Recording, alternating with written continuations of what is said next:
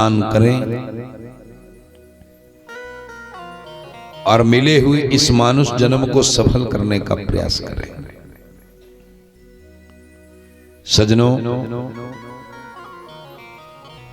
निरंतर भागवत जी की कथा का आप हम सब रसामृत पान करते आए हैं। आज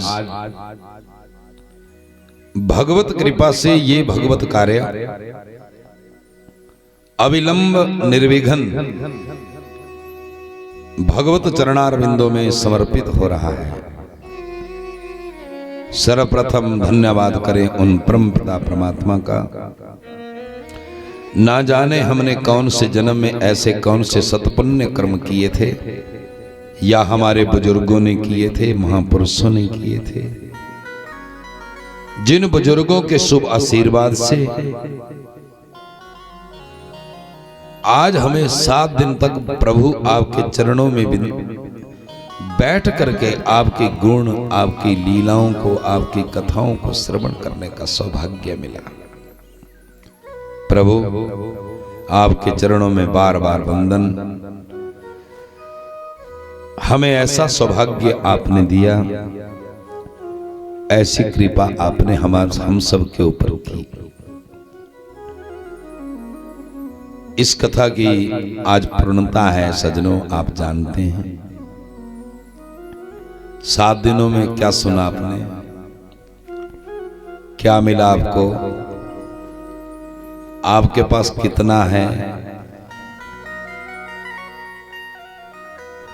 जो सौदा हमने यहां बेचा 7 दिन, क्या आपने उस सौदे को खरीद के संभाल के रख लिया? अगर आपने इस सारे सौदे को संभाल के रख लिया तो यह सौदा हर कदम के ऊपर, हर कदम के ऊपर, हर सांस में आपके काम आने वाला सौदा है।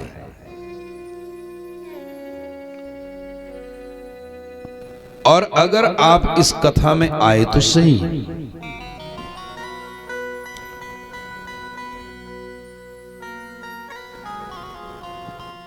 पर दुकान में आके सौदा देख करके, निरख करके, परख करके खाली हाथ ही चले गए।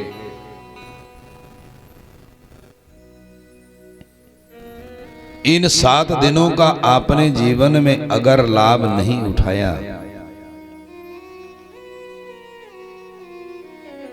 और आपके पास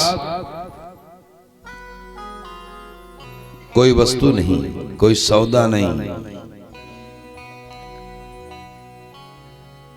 दूसरे शब्दों में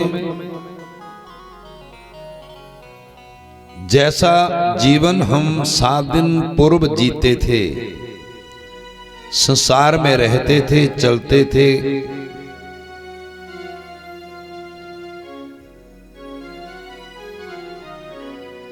हम आगे भी वैसे ही चलेंगे।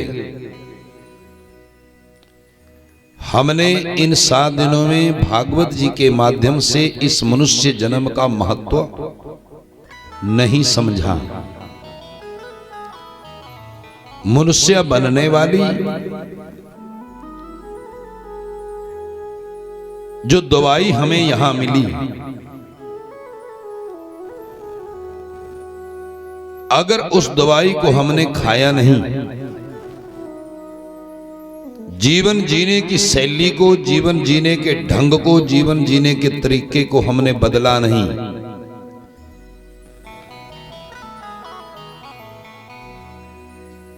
जैसे पहले जीते थे आगे भी वैसे ही जीते जाएंगे, वैसे चलते जाएंगे, वैसे कर्म करते जाएंगे। हमने अपने जीवन के कर्म को, जीने के ढंग को बदलने का अगर हमने समझकर, सुनकर भी संकल्प नहीं लिया कि हम इस जीवन को बदलेंगे,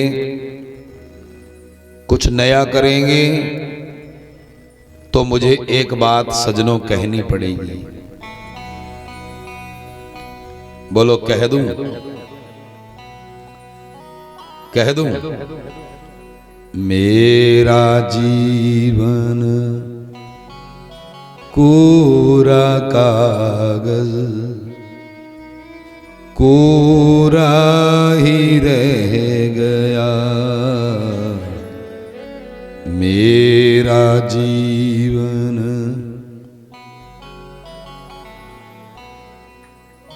नहीं नहीं, वही बोलना जिनका कोरा रह गया। बोलो राधे राधे।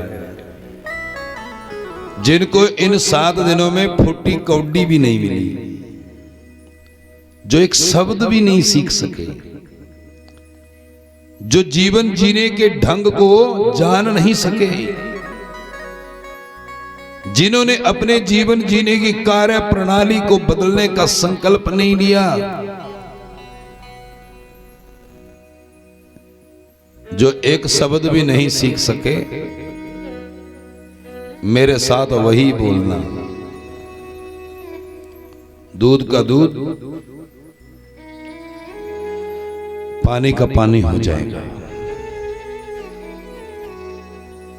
मेरा जीवन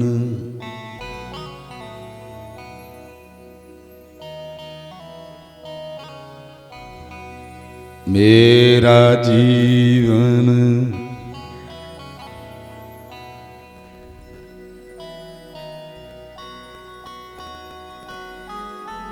मेरा जीवन कोरा।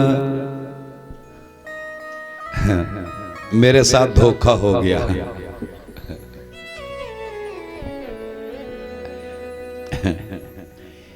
आपने मेरे साथ सीधे सीधे बेईमानी की है।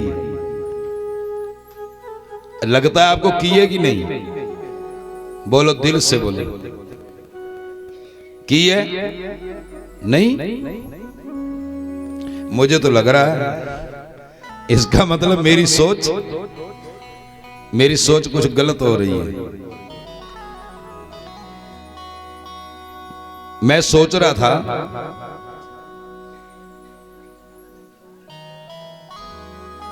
आप बीच में बोल क्यों रहे हैं? आपको शर्म नहीं है? आपको लज्जा नहीं है? आप कौन सी जगह बैठे हैं? आपको पता नहीं है ये मेला है?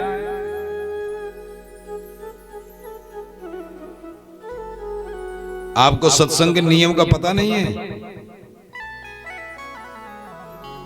मैं रोज आपको बोलता है घर से चले तो अकेले चले, कथा में आए तो जहां जगह मिले वहां चुपचाप बैठ जाओ। यहां डनलप के गद्दे आपको मिलने वाले नहीं है, क्योंकि जाते समय भी आपको बांस वाली गाड़ी मिलेगी। समझ रहे हो? गद्दा तभी मिलेगा अगर आपने गद्दा जिंदगी में दान किया होगा। गाड़ी तभी मिलेगी अगर गाड़ी में आपने किसी को बिठाया होगा। भोजन तभी मिलेगा अगर भोजन किसी को खिलाया होगा। पानी आपको तभी मिलेगा अगर आपने किसी को पानी पिलाया होगा। सत्संग का नियम है शांति। आपकी आदतें बिगड़ गई हैं। कथा का माहौल आप लोग बनने नहीं देते। सत्संग में आकर के भी अपना प्रभुता जमाते हैं। जब कथा लग जाती है ना, ध्यान से सुनो, मैंने 7 दिन आपको रोका नहीं, टोका नहीं। जब भागवत की कथा प्रवचन शुरू हो जाता है, आपको कभी व्यास गद्दी के निकट नहीं आना चाहिए। कथा सुनाने वाले को फर्क पड़ता है, श्रोता को भी फर्क पड़ता है। उसकी सारी लाइन क्रैक टूट जाती है।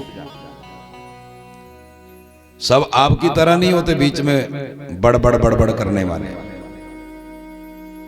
इसलिए सत्संग का मैं आखिरी दिन इसलिए बोल रहा हूं क्योंकि लास्ट दिन में बोली हुई बातें आपको ज्यादा याद रहेंगी। मुझे भरोसा होता है मेरे जैसे कड़क और कड़वा बोलने वाले आदमी को लोग बहुत कम पसंद करते हैं। मुझे आपकी पसंद से कोई मतलब नहीं है। मुझे पसंद है कि मेरे ठाकुर जी मुझे बहुत पसंद करते हैं। बोलो राधे राधे। मेरे भगवान मुझे बहुत पसंद करते हैं। मुझे अपने ठाकुर जी के ऊपर इतना भरोसा है, इतना भरोसा है, इतना भरोसा है कि ठाकुर जी कभी अपनी पीठ लगने नहीं देते। भविष्य में ध्यान रखें। मुझे पता है आप बड़ा कुछ लेके आते हैं भगवान जी को चढ़ाने, लेकिन अगर आपकी इतनी श्रद्धा है, इतना प्रेम है, तो कथा लगने से पहले आओ, फिर 10-15 मिनट लंबे पड़ जाओ, दंडवत प्रणाम करो, 108 भागवत की परिक्रमा करो, हर परिक्रमा में 100 का नोट चढ़ाओ, कम से कम कथा सुनाने वाले को भी कुछ मिले। सबको डिस्टर्ब कर देना और सड़ा हुआ नोट 10 का चढ़ा देना। न पंडित के काम का, न भगवान के काम का, न तुम्हारे काम का। नहीं, तुम्हारे का तो है, क्योंकि जो कहीं नहीं चले भगवान के चरणों में चलता है। इसलिए चुपचाप जहां जगह मिलती वहां बैठ जाओ। विघन कभी मत कथा में डालो। कहीं दूसरी जगह सत्संग में जाना, जहां दूसरे पंथों का सत्संग, दूसरे ग्रंथों का सत्संग होता है, लोग डंडा लेके खड़े होते हैं, गेट के ऊपर ही बोल देते मुंह बंद, लिफाफा बिल्कुल नहीं, खड़खड़ नहीं चाहिए, और शांत प्रवृत्ति से सुनना। 10 मिनट बैठना, 10 मिनट में बैठ करके सुन करके आपको 10 दिन की सुनने के बराबर फल मिल जाएगा। बोलो राधे राधे। आपने गलत समय बुलवा दिया मुझसे, मुझे पता है आप नाराज होंगे। दवाई कड़वी है, पर आप निरोग रहेंगे। मैं 7 दिन आपको बड़े प्यार से कथा सुनाता रहा, और एक धोखा खाया मैंने मनोहर जी 7 दिनों में। मैं आप सबको अपना ही समझता रहा। मैंने सोचा आप सारे मेरे अपने ही हैं, लेकिन आज पता लगा कि ये सारा पाखंड है। आपने सरेआम धोखा दे दिया मुझे, और मेरे साथ एक पंक्ति भी नहीं बोली, मेरा जीवन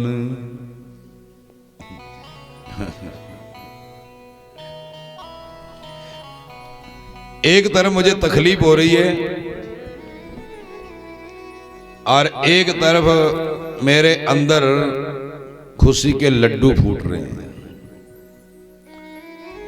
दुख इस तकलीफ का है कि आप मेरे साथ चलने को तैयार नहीं हैं, और खुशी इस चीज की है कि आपने इन 7 दिनों में कुछ ना कुछ, कुछ ना कुछ, कुछ ना कुछ तो सीखा है, और यही मेरे इस जन्म को सिद्ध करता है।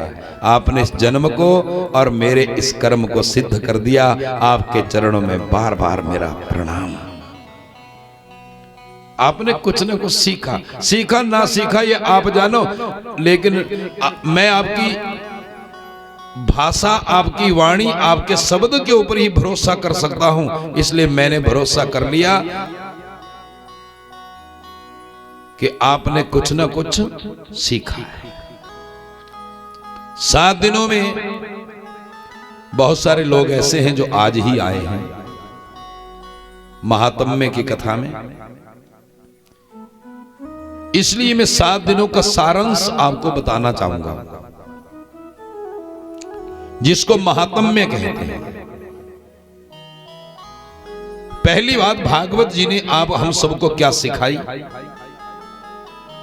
क्या सिखाया? दुर्लभो मानुषो देहो देहिनां क्षणभंगुरा तत्रापि दुर्लभं मन्ये वैकुंठ प्रिय दर्शनम। वैकुंठ प्रिय दर्शनम। सबसे पहली बात, दुर्लभो मानुषो देहो। ये मानुष जन्म, ये मानुष का शरीर बहुत ही दुर्लभ वस्तु है। पर इसके साथ एक और सत्य जुड़ा है, देहि नाम क्षण भंगुरा। किसी भी समय सांस रुक सकता है।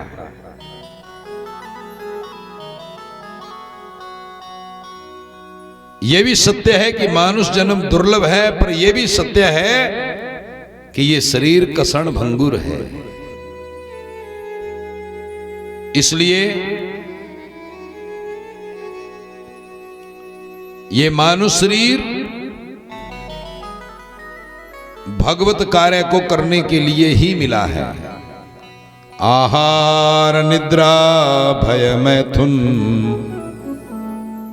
सामान्यम एतत् पशुभिर्नराणाम।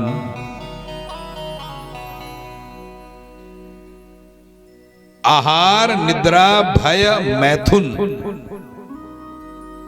ये जितनी चीजें मैंने बताई, एतत् पशुभिर्नराणाम। आप ये मत सोचना मनुष्य ही खाते हैं, मनुष्य ही सोते हैं, मनुष्य को ही भय सताता है और मनुष्य ही मैथुन करते हैं। ध्यान रखें, इन समस्त कार्यों को पशु भी कर लेते हैं।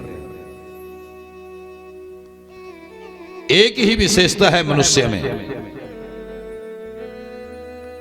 मनुष्य, परमात्मा ने मनुष्य को ऐसी बुद्धि दी है, ऐसा दिमाग लगाया है कि मनुष्य अपना अच्छा बुरा, पाप पुण्य, सत्य असत्य, धर्म और अधर्म स्वयं विचार पूर्वक कर सकता है, विचार के कर सकता है।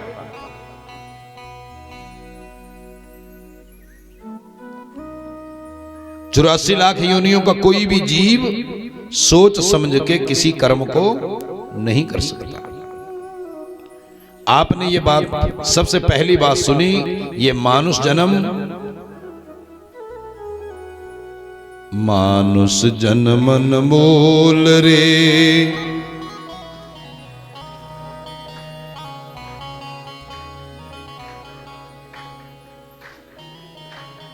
बोलने से बात नहीं चलेगी। आप सत्संग में बैठे हैं, दिमाग के आगे का पर्दा हटाओ और अंतःकरण से विचार करो, ये सच है या। दो ही जगह सत्य को विचार करने की होती है, या सत्संग में या शमशान घाट में। कभी कभी वहां जाके भी प्रणाम कर लिया करो। मानुष जन्म अनमोल रे, रोल रे, अब तो मिला है फिर न मिले कभी नहीं, कभी नहीं। मानुष जन्म अनमोल रे,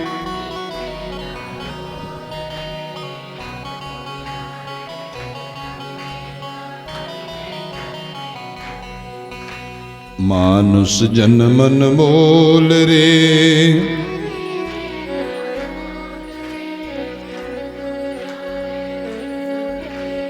कभी नहीं, कभी नहीं, कभी नहीं। आप बोलो मिलना में नहीं चाहिए। क्यों? बोलो भगवान हमें ऐसी बुद्धि दो, ऐसी सामर्थ्य दो कि हम संसारिक विषय भोग वासनाओं का त्याग करके सदा के लिए आपके हो जाएं। और याद रखना, भगवान का होने के लिए घर छोड़ना नहीं पड़ता, परमात्मा का होने के लिए दुनिया संसार छोड़ना नहीं पड़ता। केवल विषयों को त्याग करके संसार को चलाओ, घर का काम करो, दुनिया को निभाओ, परिवार को चलाओ, सब कुछ करो, पर एक काम करो। मैंने अब वो दवाई आपको दी थी एक दिन, याद है? काम करते रहो, नाम जपते रहो।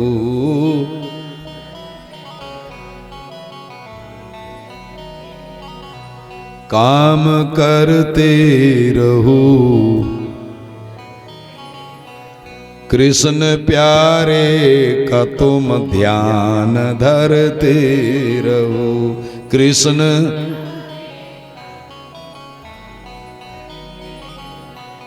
पाप की वासनाएं मिटाते चलो, पाप की वास। कृष्ण गोविंद गोपाल, कृष्ण गोविंद। मन को विषयों के विष से हटाते चलो, मन को। ये दवाई आपको दी, आज मैंने फिर आपको रिमाइंड कराया है। यह है महात्म्य। इस बात को समझ लो। घर दुनिया परिवार छोड़ के भागने की कोशिश मत करना, यह आपका फर्ज है। दुनिया को चलाना, घर को चलाना, खेत में काम करना, गाय भैंस की सेवा करना, माता पिता की सेवा करना, सास और ससुर की सेवा करना, इनसे भागना नहीं। भागते तो वो लोग हैं जो कायर होते हैं, बेईमान लोग, जिनके दिल दिमाग में बेईमानी होती है, वही घर परिवार छोड़ना चाहते हैं। आप बिल्कुल मत छोड़ना। मैं नहीं कहूंगा आप बाबे बन जाओ। आप बाबे बन गए, क्यों जी? आप बाबे बन गए और फिर किसी देवी के हाथ से भोजन कर लिया, नरक मिलेगा। कि संसार की ओर फिर ध्यान चला गया, नरक मिल जाएगा। परिवार की ओर ध्यान चला गया, नरक। इसलिए गृहस्थी के लिए वो एक शब्द बोलते ना, 100 खून माफ। गृहस्थी के 1000 पाप क्षमा हो जाते हैं। भगवान कह देते कोई गल नहीं बच्चा, गृहस्थी है ना, दुनिया चलाने के लिए सब कुछ करना पड़ता है, कोई नहीं बेटा। इसलिए भागवत जी की कथा में आपने अगली बात क्या सुनी? एका प्रजायते जंतु, एक एव प्रलीयते, एको अनुभुक्ते सुकृतम, एवं च दुष्कृतम। मृतम शरीरम उत्सृज्य, काष्ठ लोष्ठ समाक्षितौ, विमुखा बांधवा यान्ति, धर्मास्तनो गच्छति, धर्मास्तनो गच्छति। बहुमूल्य श्लोक हैं भागवत जी के। ये समुद्र है और समुद्र से मैं आपके लिए जवाहिरात निकाल करके दे रहा हूं। हीरे मोती चुन लीजिए, माला बना लीजिए। जरा धर्म से सुने।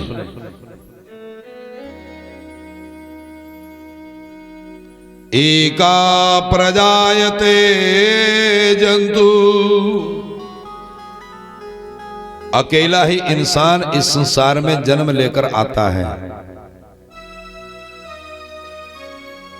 एक एव प्रलीयते, और अकेला ही इस संसार से जाता है। एको अनुभुगते सुकृतम एवं च दुष्कृतम। और अकेला ही व्यक्ति जन्म से मरण पर्यंत जितने कर्म करता है उन कर्मों की गठड़ी, उन कर्मों के फल की गठड़ी उसी व्यक्ति को उठा करके जाना पड़ता है। चाहे आप पाप करो या पुण्य करो।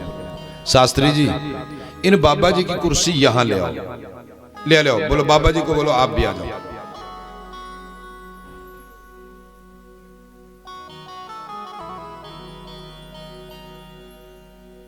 आप आ जाओ, इनको बोलो बैठो बैठो।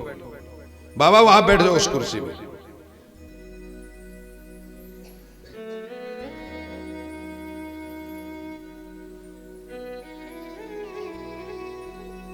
आप ये नहीं बोले ज्यादा आवाज है, यहां आवाज ज्यादा होगी, यहां स्पीकर की आवाज ज्यादा होगी, बैठ जाओ।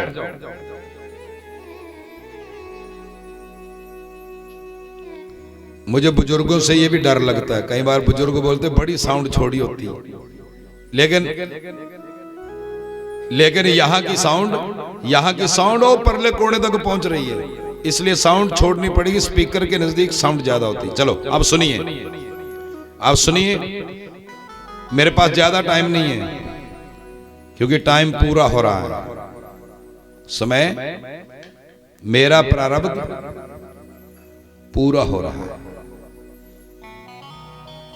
अकेला ही इंसान संसार में जन्म लेकर आता है और अकेला ही इंसान इस संसार से जाता है। और अकेले ही उस इंसान को जन्म से लेके मरण तक जो पाप और पुण्य आप और हम लोग करते हैं, उन पाप और पुण्य की गठड़ी भी हम सबको अकेले ही उठानी पड़ती है। कोई नहीं उठाएगा तुम्हारी गठड़ी। 10, 20, 40, 50 लाख रुपए रह जाएंगे, खाने वाले निकालने वाले बैठे हैं, कोठी रह जाएगी, गाड़ी रह जाएगी, सब कुछ रह जाएगा, संभालने वाले बैठे हैं, लेकिन पाप और पुण्य के साथ कोई हाथ लगाने वाला नहीं है। सजनों, जिस शरीर से हम पाप और पुण्य पूरी जिंदगी भर करते हैं, प्राण निकलते ही वही परिवार के और संसार के लोग, वही सगे संबंधी, जानते हो क्या करते हैं? मृतम श्रीरम उत्सृज्य काष्ठ लोष्ठ समाक्षितौ। वही परिवार के लोग इस शरीर को प्राण निकलते ही किवाड़ की लकड़ी और किवाड़ का लोहा समझ करके फेंक देते हैं। अब ये शरीर किसी काम का नहीं है। और फिर कुछ ही देरी में उठाते हैं, शमशान घाट ले जाते हैं, चिता के ऊपर शरीर को रखते हैं और शरीर को रखते ही विमुखा। ध्यान रखना, आपके साथ भी ऐसा होगा, मेरे साथ भी मैं तुम्हारे से जुदा नहीं हूं। विमुखा बांधवायांती। संसार के सब लोग अपना मुंह मोड़ के वापिस घर की ओर आ जाएंगे और आकर के आपका बैंक का खाता ढूंढेंगे। आपने जो जमीन की रजिस्ट्री कराई उसको देखेंगे। क्यों जी, बताओ आपके साथ क्या जाएगा? बोलो, मुंह बंद हो गया?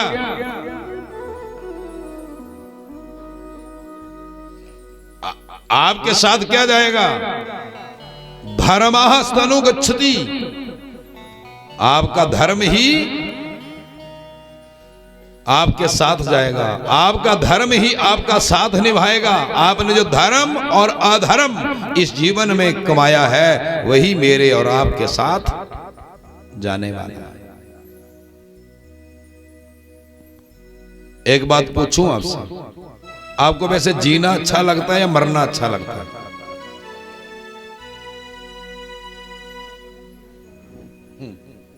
जीना तो चाहते हैं, वो तो मुझे भी पता है। मैंने तो सिर्फ एक शब्द में पूछा, जीना अच्छा लगता है मरना?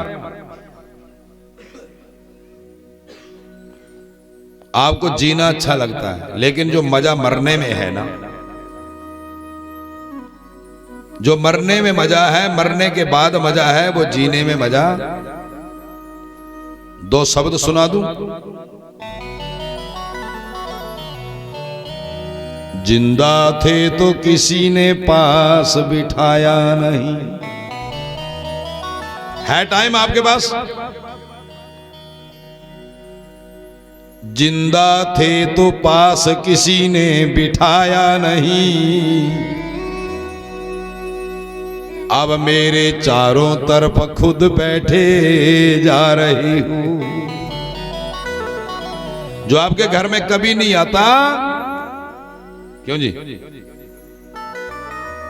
मैं देख रहा हूं बहुत सारे लोग नहीं आए, कई सगे संबंधी भी छूट गए और कई आपके गांव के भी छूट गए, वो नहीं आए।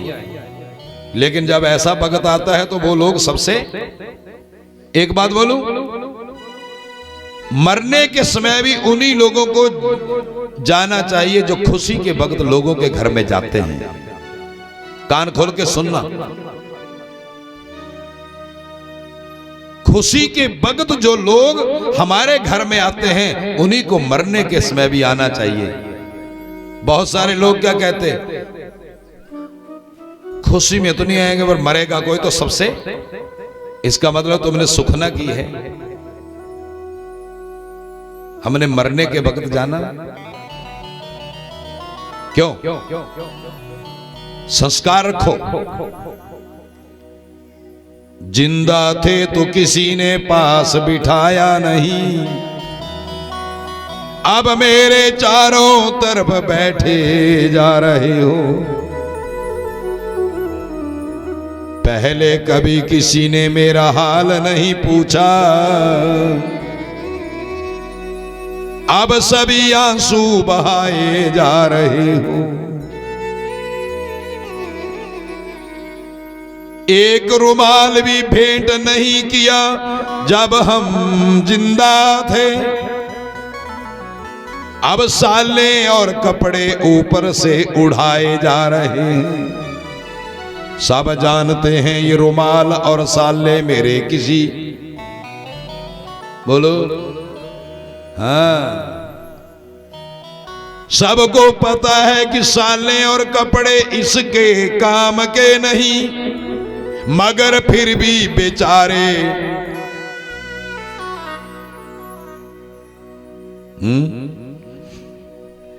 मगर फिर भी बेचारे दुनियादारी निभा रहे। क्या बोलते?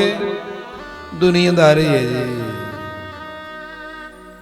फिर भी बेचारे दुनियादारी निभा रहे हैं। कभी किसी ने एक वक्त का खाना नहीं खिलाया, अब देसी घी मेरे मुंह में डाले जा रहे हो। जिंदगी में एक कदम भी कोई साथ नहीं चला मेरे,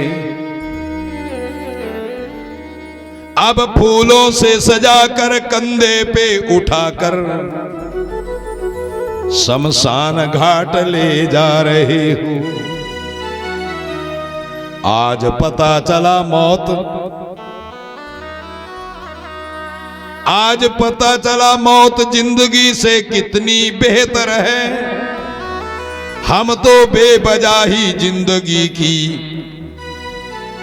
चाहत लिए जा रहे हो। हम तो बेवजह ही जिंदगी की चाहत लिए जा रहे हो।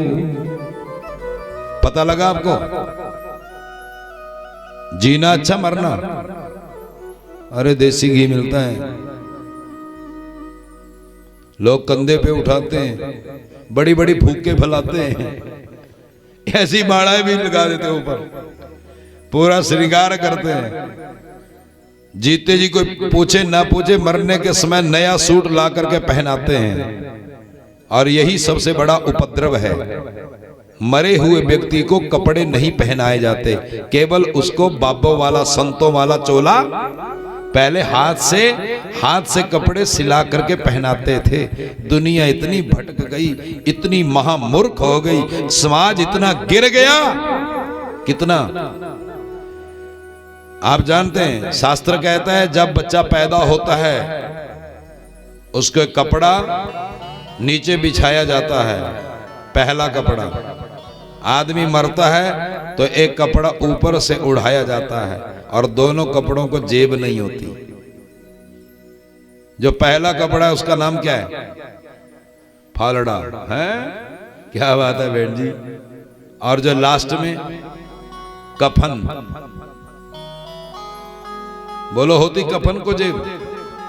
आजकल होती है। क्योंकि जीते जी तो पुत्र और बहू अपनी सास और ससुर को पानी के घूंट तक नहीं पूछते। इतने बेशर्म बहू बेटा आ गए घर में, इतने संस्कारहीन हो गए हम लोग। और मरने के बाद आंखें भी भर लेते और 7-8 दिन बेचारी बहू को रोने की भी प्रॉब्लम हो जाती। कैसे रोऊंगी, डूड कैसे मारूंगी। केवल उसी बहू को रोने का अधिकार है जो जीते जी अपनी सास और अपने ससुर की सेवा करती है। ध्यान से समझे। देखो भागवत जी क्या कहते हैं, सर्व तीर्थमयी माता, सर्व तीर्थमयी माता, सर्वदेवमय पिता, मातरम पितरम तस्मात् सर्वयत्नेन पूज्येत। स्वर्ग किसको मिलता है? भागवत जी ज्ञान देते हैं स्वर्ग किसको मिलता है। बोले स्वर्ग उसको मिलता है जो अपने कर्म से अपनी माता, अपने पिता। अब माता भी 2 होती हैं, पिता भी 2 होते हैं। क्यों जी? ये मेरी गॉड मदर है, ये मेरे गॉड फादर है। ये गॉड मदर क्या होती है? गॉड मदर बड़ी समझने की बात है। अपने कर्म से जो अपनी माता और अपने पिता, अपनी सास और अपने ससुर को जो प्रसन्न करता है उसी को सुख मिलता है, उसी को शांति मिलती है, उसी को वैकुंठ मिलता है।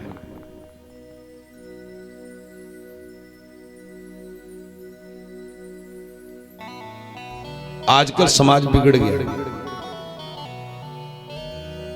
ना मां की कदर, ना पिता की कदर, ना सास की कदर, ना ससुर की कदर।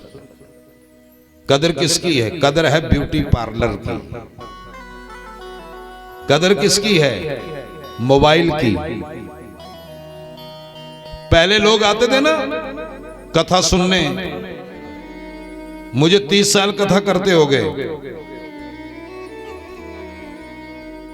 आज से ठीक 10 और 12 साल पहले अगर कोई कथा सुनने आता था उसके हाथ में प्रसाद होता था और फूल होते थे। आजकल जो लोग कथा सुनने आते ना प्रसाद होता ना फूल होता, खाली मत्था मारते हैं और हाथ में क्या होता? बोलो, मोबाइल होता है।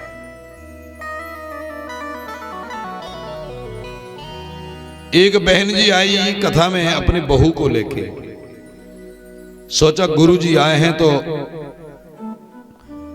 मत्था टकाएंगे, लेकिन जब वो बेचारी आई तो कथा लग चुकी थी। बेचारी सास बैठी, सास की पीठ के पीछे बहू बैठी। 2 घंटे 3 घंटे कथा हुई, बहू ने गर्दन नहीं उठाई।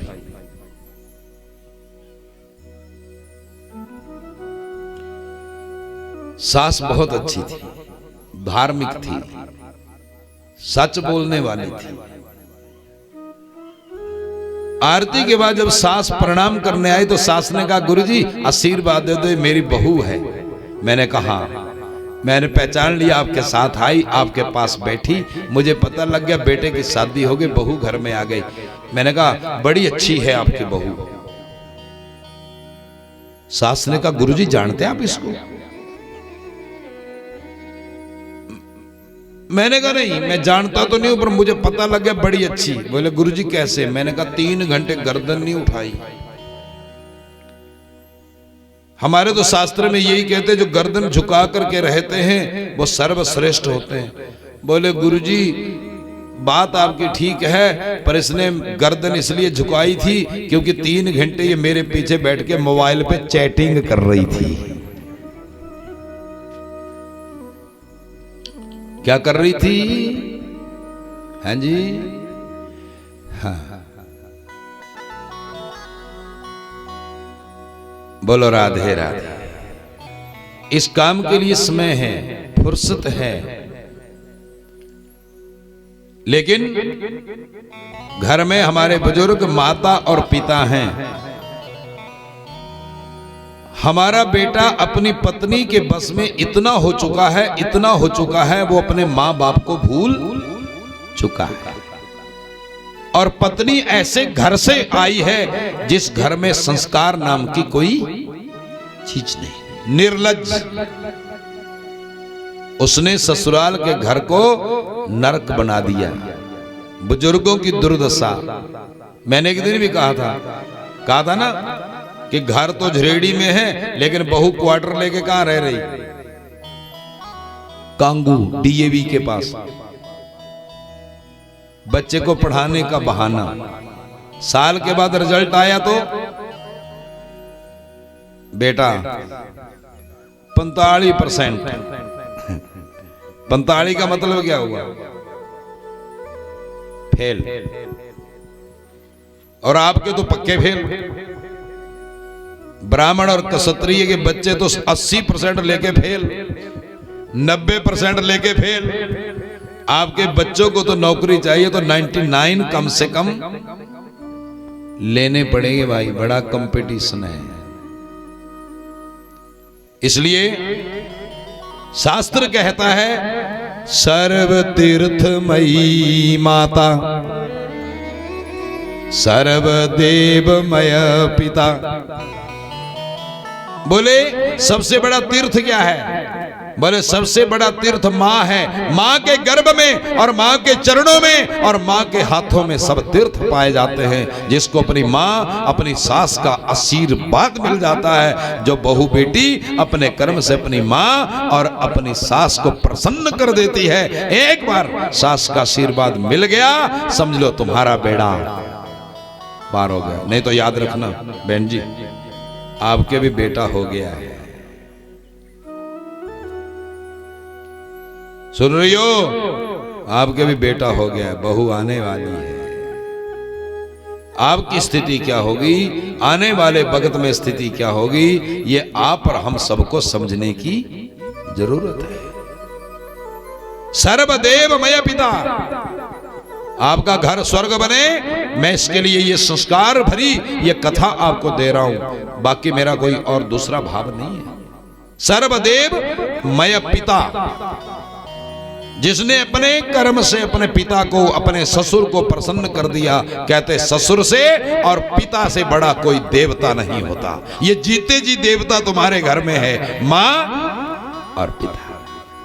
इसलिए मातरम पितरम तस्मात् सर्वयत्नेन पूज्येत। हम सबको यत्न पूर्वक अपने माता पिता सास और ससुर की सेवा करनी चाहिए, जिससे हमें उनका आशीर्वाद मिले। बाकी पैसा रह जाएगा, तुम्हारी कांगी भी रह जाएगी, शीशा भी रह जाएगा, पाउडर क्रीम की डब्बी भी रह जाएगी, शीशे के पास खड़े के खड़े रह जाओगे, प्राण निकल जाएंगे, दुर्गति हो जाएगी, नरक में चले जाओगे, अशांति भरा जीवन जियोगे। तुम माँ का अपमान करो, तुम सास का अपमान अपमान करो। अपमान करने के बाद आपके अंदर इतनी बेचैनी आ जाती है, इतनी बेचैनी आ जाती है कि कुछ घड़ियों के लिए ये जीवन नरक हो जाता है। एहसास करना मेरी बात का, घर में बैठ करके करना कभी शांति से। और जिस दिन अपमान कर देवें आप, कई बार बहू क्या बोलती, गुरुजी आप तो बड़ा बोलते हैं, पर सास हटती नहीं, बोलती रहती है। एक बात बोलूं, मैंने बहू से पूछा बेटा कितनी पढ़ी है तू? गुरुजी मैं तो एमए हूं। क्या है एमए? एमए ही। मैंने कहा सास कितनी पढ़ी है? गुरुजी सास पढ़ रही होंगी तो मेरे साई होंगी। मैंने कहा तेरे साई नलायक, अरे सास अनपढ़ है, तू एमए पढ़ी हुई है। अरे पढ़ाई का मतलब क्या है? विद्या ददाति विनयम।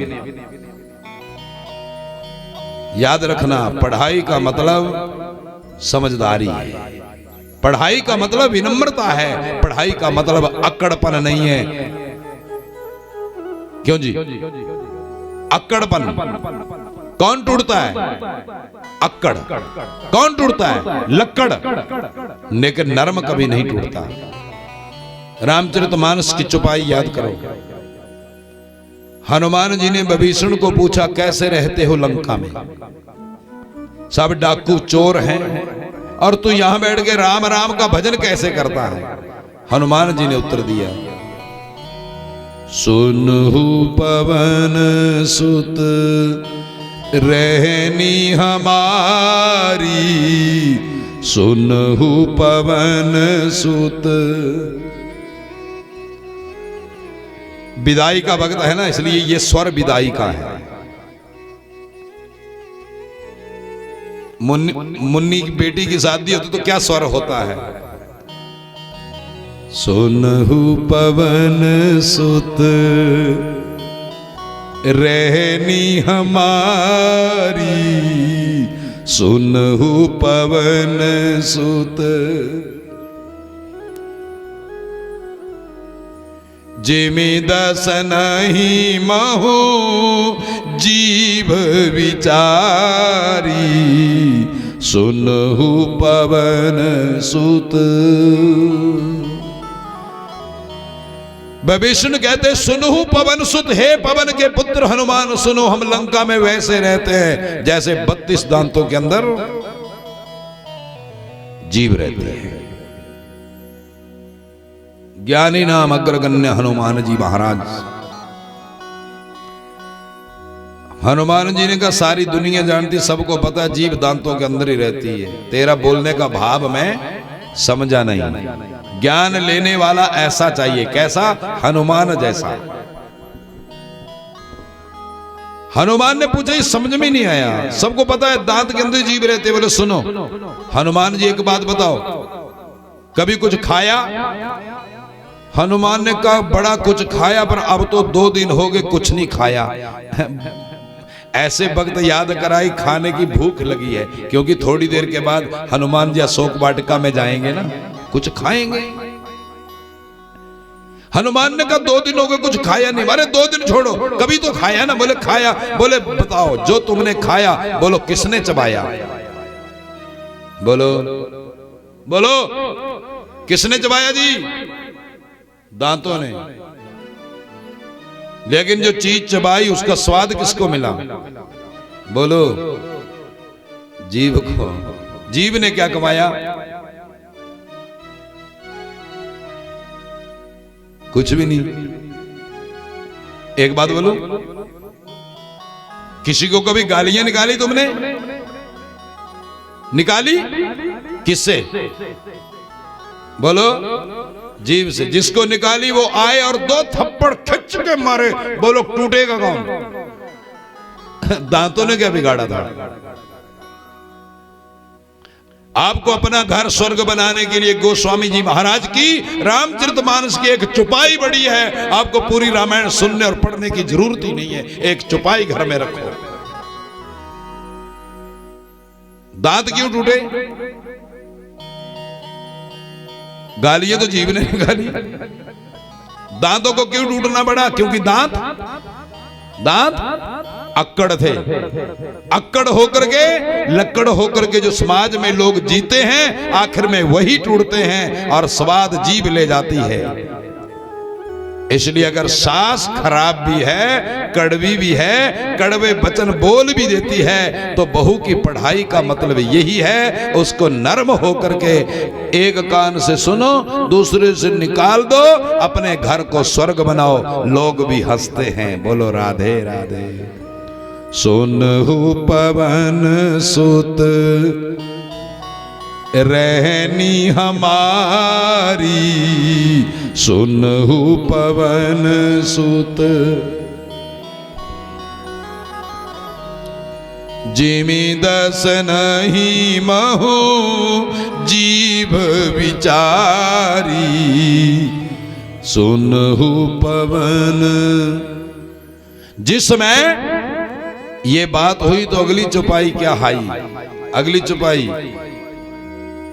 अब मोहि भरोस हनुमंता, अब मोहि भरोस हनुमंता, बिनु हरि कृपा मिलहि नहीं संता, अब मोहि आज मुझे भरोसा हो गया, हरि कृपा के बिना संत और हरि कृपा के बिना सत्संग कभी नहीं मिलता। बोलो राधे राधे। आप भी ध्यान रखो, हरि कृपा से ही संत मिलते हैं, हरि कृपा से ही सत्संग मिलता है, संत मिले तो सत्संग मिलता है। इसलिए संतन को सत्संग बढ़ो, संतन को सत्संग बढ़ो, मिल संतन भव सिंधु तरोरे। जो सत्संगति नाही बने, हरि नाम जपो कुछ दान करो। जो तुमसे नहीं कछु बने, तो ना सिर पापन पोट धरो। और जब पापन से जब नाही बचे, तो इस जीवन तो मर जान खरो। इस जीवन तो संतन को सत्संग बढ़ो। संत बड़े होते कि सत्संग? बोलो। संत छोटा होता है और सत्संग, संत आते और जाते रहते हैं, लेकिन उनका दिया हुआ सौदा अगर हम संभाल के रख ले तो वो सौदा कभी खत्म, और संतों से मिला हुआ सौदा ही सत्संग होता है। इसलिए संतन को सत्संग बढ़ो, मिल संतन भव सिंधु तरोरे।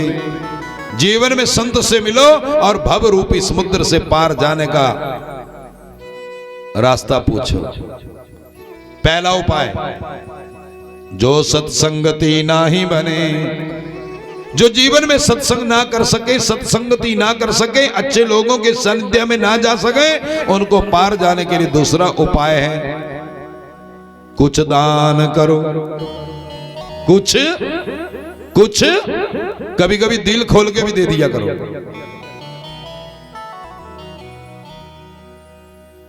दूसरा उपाय है दान करो, और अगर दान ना कर सके तो तीसरा उपाय है हरि नाम जपो। अगर ये तीन काम ना कर सके तो स्वर्ग जाने के लिए चौथा रास्ता है, क्या? एक, चुप।